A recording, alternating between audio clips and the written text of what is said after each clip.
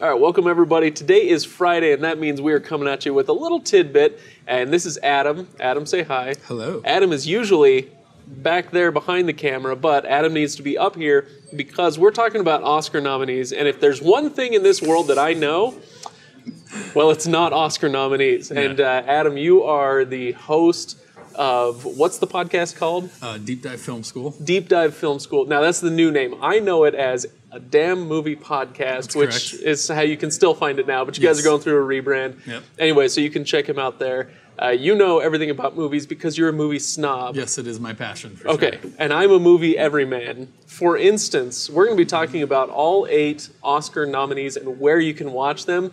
I have seen precisely one of them. Wow. And I'll bet money Movie buff. that anybody could guess which one. Could it start with... Is it in some kind of universe? It Maybe says, some yes, superhero there's, universe? Yeah, it's actually Vice, the only good superhero movie of the year. No, Dick Cheney is a superhero. Exactly. So today, yes, we're going to be talking about where you can stream each of the Oscar Best Picture nominees and whether you should. Frankly, that's why Adam is here. Yes. Before we get there, just let me remind you, go ahead and subscribe. Make sure you hit that button because we are here every Wednesday and every Friday with a new video for you. So subscribe so that you can keep up. Make sure you comment below with, who's a better representation of you, frankly. Are you an everyman moviegoer, or are you a movie snob like Adam? I'll get a little geeky, but hopefully you guys will understand the references and just enjoy it. Yeah, Oscars is always a fun time for me personally. This is your Super Bowl. Yeah, for sure. I don't know why. I just get geek out about it. Maybe it's because I've loved filmmaking for so long, and it's fun to see people kind of reach their dreams in a way. And I can't deny the fact that you like me right now. You like me. But a lot of things about the Oscars are, hearsay. Let's get started on it because I think there were 3 films on the list that I think a lot of people actually saw. And the first one is Black Panther. Sure. Black Panther came out in April, May, somewhere around there? Yeah, usually a lot of times when they get released in that time period, they get a little bit forgotten, but Black Panther, definitely an important movie for the Marvel franchise. I think you could see why it got nominated, and just a good movie. I think we both personally off camera talked about how we can be Marvel blind sometimes a little bit. Maybe you say it's a good movie. I kind of came out of it going, yeah, that was fine. I'm a little bit surprised that it's an Oscar contender, but does anybody actually expect it to win Best Picture? I don't think so. I can't imagine, but it's cool that it's in there. I think Ryan Coogler is an awesome director, and I think it adds to the Marvel universe. I think you have a good point. Is there a reason that it's there? I think there's probably are some reasons, with the Oscars why they nominated it, but it's cool to see it be nominated. It's a cool movie. It was well done. Obviously, the Marvel Universe has tons of money to do whatever they want, and I thought it was a cool introduction to Wakanda, all that stuff. Again, I think this was kind of like, hey, good job kind of movie. Yeah. It's a bit like when Return of the King got nominated for 11 Oscars because of all 3 movies. Yeah. So let's talk about where you can watch this. Black Panther right now is available to stream on Netflix. It's one of only a couple of these that is on Netflix. It's only there for now because who knows when Disney releases its own streaming service later in the year. We have to assume that a lot of these Disney-branded movies will, or it's not Disney-branded, but Disney-owned properties will leave Netflix. But for now, it is there. For sure. You can also get it everywhere else. Amazon Prime, Google Play, iTunes, Vudu. You can get it there. You can rent it for $2.99 at all these places. So if you're just looking to get caught up, you can rent at all those places as well if you are anti-Netflix for some reason. Glad to see, since the Blockbuster days, that the rental price has not fluctuated at all with everything. It will. We'll get there. Okay. Because next up is... I remember going to Blockbuster and it was $2.99. $2.99 for a 3-night rental or a 2-night rental. I guess it did come out in April, so maybe there's that. So next up is BlacKKKlansman, because I wanted to bring this one up next, partly because, well, it's the next one alphabetically, and also partly because the rental price is going to be different. Okay. Before we get there, tell me a little bit about BlacKKKlansman. Yeah, Spike Lee directed movie. He's a director. If you can't tell, I'm a very director-driven guy. I think it gives you a good base of what to expect going in. What they expect if you haven't seen it. Just kind of what they've done in the past. I haven't been a huge Spike Lee fan for a while, just because I haven't seen anything that really intrigued me. This one was actually really intriguing, really entertaining. John David Washington, who is Denzel Washington's son, plays the main character here. Is he as good as Denzel? I mean, that's kind of a high bar, but he definitely learned from the best, right? Yeah. I mean, he's extremely solid. He's done a multitude of things, but I thought he was really great here. But Spike Lee's direction, I think it always helps when Spike Lee has someone write the movie for him and he doesn't write it. That's when I really love his stuff. I'm really happy to see him get a nomination, though. He's never been nominated before, which is pretty cool. And I think this one is worthy for sure. Good time. All right, well, good time. Good. Well, where you can get this one, not on Netflix, not on any of those free-to-stream places, but everywhere else that I've already mentioned, Google Play, Amazon, YouTube, Vudu, you can get them there. I'm on the edge of my seat. What's the price, though? $5.99 rental. Newer release. Yeah, a little bit newer. That's still all right. And as we get to the stuff that was just released a month or two ago, the prices are just going to keep going up. Oh, yeah, for sure. So we'll get there. But let's talk about Bohemian Rhapsody. This one is, let's just say that there's sensitive things to walk around when you talk about Bohemian Rhapsody, because the director was Bryan Singer, yes, about whom there is much to say elsewhere that we won't get into. But was the movie any good? Should people be watching this? Honestly, my instant reaction is not really. I love Queen. You love Queen. Who doesn't? Queen is amazing. This movie, I thought, for the most part, was just almost your average biopic. I really can't think of a Best Picture nominee that was as boring as this movie. There is one other biopic. The performances on here are great, but it mostly makes Freddie Mercury seem kind of like an ass. And maybe he was, but it was just kind of a representation of the band that I was kind of just like, I could have had more from it. But I was kind of, for Best Picture nominee, I was really expecting more. Yeah. Well, Bohemian Rhapsody, it's the same story actually as BlacKKKlansman. You can rent it anywhere for $5.99, just about on any streaming service. So whatever you happen to use, you'll be able to get it there for $5.99. The Favorite. This is one that I'm excited to talk about because I actually know who the director is and I've seen his previous work. Yeah. Yorgos Lanthimos. Yes. Previously, his latest feature before this was The Lobster. Yes. Which I hated with the fiery passion of 1,000 Suns. Yes. I loved that it was made and it was so different and weird and whatnot. Yes. And I kind of appreciated it even though I hated it. But The Favorite, I think, is really different from stuff that he's done previously. For sure. Right? Technically, Killing of a Sacred Deer was his previous movie. That's right. He I did forgot do about The that Lobster as well. He has a movie called Dogtooth, which was his debut movie. Not a director for everyone. He's got some very absurdist humor that he tries to go with, puts you in weird worlds. This one is a kind of a biographical film with The Favorite. But this has been my favorite movie of his that I've seen.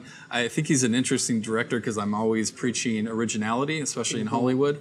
And he definitely is that. But would you say maybe not for everyone, but The Favorite is his most accessible movie. That's exactly what I was going to ask you. It was a hilarious movie. I actually really loved all the performances. Were excellent in it. It puts you in a really fun time period, but has a kind of an interesting modern take on that period a little bit. As far as the sense of humor, it's probably not sense of humor. It's exaggerated a bit for the movie, but it makes it more fun and just a lot of fun. So this one, The Favorite, is a more recent release, and so for now, it is only available for purchase on all those streaming services. And so if you want to purchase The Favorite, you can do that for $14.99, but starting on March 5th, that one will be available to rent. And so I would assume we'd be looking at a similar $5.99 price tag for rental at that point, but we're not sure at this point. Definitely worth it for me. This is the one I'm rooting for Best Picture. Oh, really? Is it a strong contender? I don't know if it'll win, but I hope it does. From everything that I've heard, it's going to be between the next two that we're going to talk about. Right. So Green Book is up next. Yes, I watched this last night, actually. Oh, did you? Yeah. What'd you think?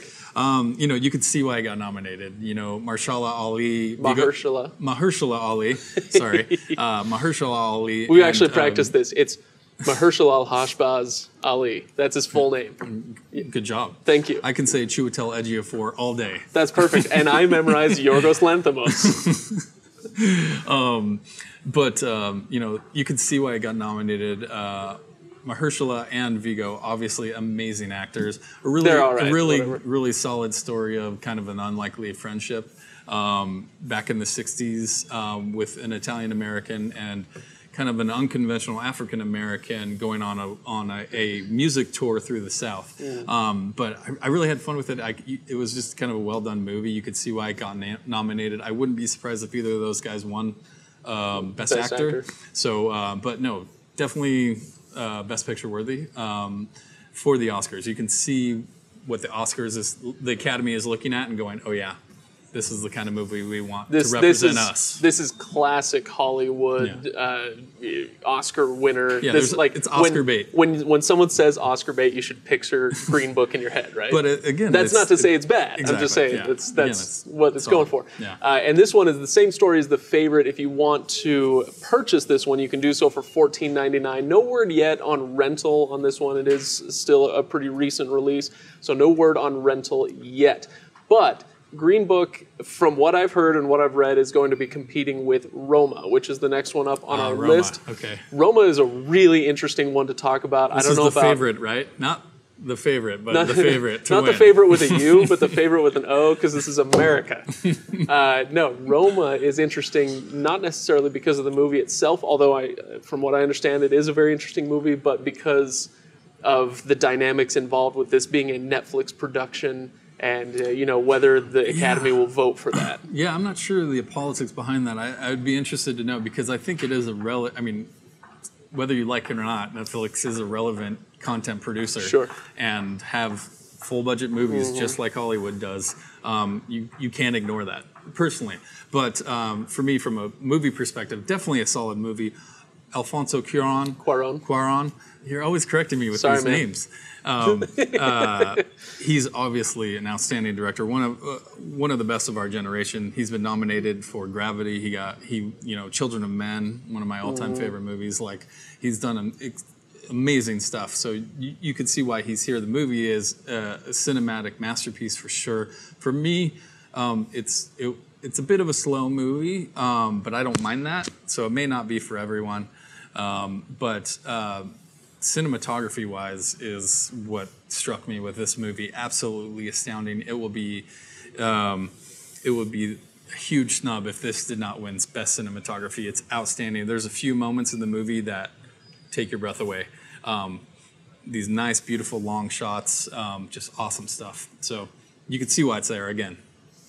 And if you want to watch Roma, this one is kind of the outlier because it's a Netflix production. It is available on Netflix and nowhere else. You won't be able to rent it, you won't be able to buy it, you won't be able to stream it anywhere else. I think, obviously, we know why. I mean, Netflix produced this, and they want to use this as a way to get you to sign up for them. And if you're not signed up for Netflix, you're, one of the 36 people holding out across the country, and that's fine. So that's where you can stream that one. They don't have internet yet, so they're waiting. Exactly. All right, 2 more left on our list. All right, let's do it. A Star is Born. Yes. This is the Bradley Cooper starred, directed. Did he write it too? It's a remake of a Chris Christopherson movie from, I believe, the 70s, maybe. But somebody had to write it for sure. This kind of has Oscar bait written around it as well. I love Lady Gaga personally, and I love Bradley Cooper. So this is a crowd pleaser for me. A great love story. No doubt will win Best Song. But it's always fun seeing actors go behind the camera and see that. So I hope he gets some recognition. I'm not sure how much, but it is an extremely solid movie. Well done, heartfelt, beautiful, and the performances, I always kind of like to say Lady Gaga is this generation's Madonna. Sure. Except way better actor. Yes. I won't tell Madonna you said that. Yeah. That's fine. All right, now if you want to watch A Star Is Born, you've got a few options. You can go to just about anywhere and rent it for $5.99 or purchase it for $19.99. That's on every streaming platform, every major streaming platform out there, with the exception, actually, of the PlayStation Network. If you go rent this or buy it on PlayStation, you can do it for $3.99 rental or $14.99 purchase. So it's a little bit cheaper. If you use a PlayStation, if you happen to be on that network, there's a little cheaper option for you. I assume this is the one that most everyone has seen. Right. I kind of figure A Star Is Born. Black Panther, I guess, too. A Star Is Born, Bohemian Rhapsody, and Black Panther. Yeah. People have actually seen these. The other five, for sure. Maybe not so much. The last one on our list is Vice. This one is maybe the newest release out of all of them. Yeah, I'm not sure how new it is. It is actually the only one I haven't seen, but I do know the history of this director. Adam McKay, he did The Big Short. That won and did pretty well a few years ago. So I would definitely expect something along the lines of A Big Short, where it's fast-paced, kind of a surreal look inside the White House, and fun. I mean, the cast here is awesome. We have Christian Bale, Sam Rockwell, Steve Carell, Amy Adams, just tons of really solid actors. And his pacing, I guess he is the guy who did Anchorman, but he's also the guy who did The Big Short. And I would say if you're looking at his history of filmography, I would lean more in the Big Short era of what he's doing. So still fun, fast-paced, entertaining stuff. Can definitely see why it's here as well, but one I haven't seen completely, but you can see why it's there. Perfect. Well, Vice, with it being such a new release, this one is still in theaters, actually, and so it's not available to stream anywhere yet. But you can pre-order it for $14.99 on Amazon, iTunes, Google Play, all those places. So it is available for pre-order if you would like to check that out. Otherwise, just go to the theater, I guess. Yeah. Support it if you feel like it. So anyway, that should be it. I just want to run through really quickly a little bit of a recap. If you are a Netflix person and you exclusively use Netflix, you're only going to be able to watch two of these.